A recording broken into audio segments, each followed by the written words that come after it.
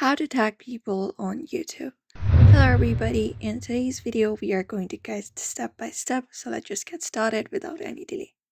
First of all, you can just go ahead and open up YouTube app, and the thing is you can just go ahead and tag someone in either a comment or on your own video description. So if you want to tag someone on your own video description, you can head over to you and locate up the video that you've already uploaded or the one that you're trying to upload. For example, I've already uploaded some videos. For that, go to your videos, and there you should be finding some videos. So locate up the video that you would like to tag someone in. Click on the three dot right beside it, and a menu appears. From the menu, select the option of edit and tap on it. Now once tapped on edit video, we have this option of add description. You may just go ahead and click on add description, tap on it.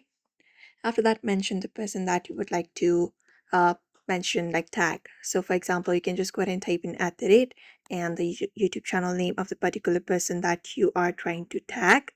So you can just go ahead and do that, and you should be finding some options.